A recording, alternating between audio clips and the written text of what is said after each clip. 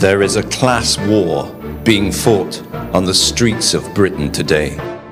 And just as in the general strike of the 1920s, where violence erupted onto Britain's streets, a similar situation is taking place today. Once again, the war is between the poor, working class people of Britain, who are suffering in so many ways because of the policies and the decisions made by the middle classes and by Britain's ruling elite. In the 1920s, the ruling elite were the aristocracy, the hereditary peers and the gentry. Today, our ruling elite are the privileged political classes.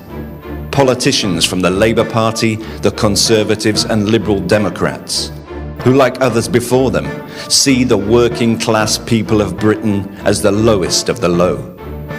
The people whose living standards, culture and quality of life mean nothing and can be manipulated, controlled and crushed in order to benefit the lives of the privileged political and middle classes of Britain. The consequences of the ruling elite and the middle classes' policies of mass Muslim immigration into the UK can be seen in working class areas of towns and cities across the country.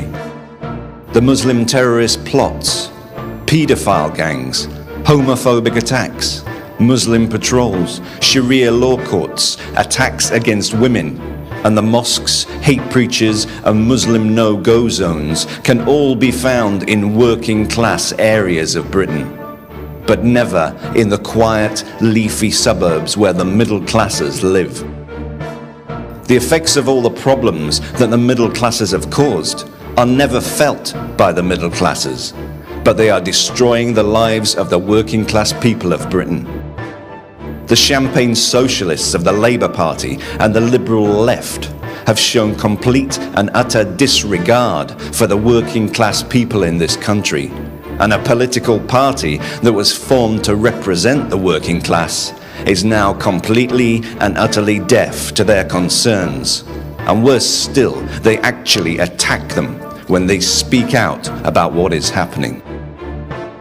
Not only are the instruments of the state, the police and the courts, being used to crush and silence anyone from protesting about what is happening to the lives of the working class, but the unofficial representatives of the middle classes are also used to intimidate and stop anyone from speaking out. Groups such as the UAF, which is mostly made up of middle-class people from middle-class areas with little or no Muslim population, are none of the problems that the working class people see on a daily basis. People who never go to working class areas, people who have never tried to walk through a Muslim no-go zone and have never experienced any of the problems that their ideas and policies have created. They do not feel like strangers in their own country. They do not feel threatened, alienated and live in fear. Their daughters have not been raped by Muslim paedophile gangs. Their children are not afraid to walk down certain streets in our towns and our cities. They have not seen their culture and their way of life gradually disappear, to be replaced by something that is totally alien and aggressive towards them. But the working class people of this country have seen all these things. The ranks of the UAF are also swelled by people who have made a good living from the ruling elite and the middle classes' policies. The social workers, the community cohesion officers, local councillors, MPs, the interfaith leaders, but never by the working class people whose lives have been turned upside down.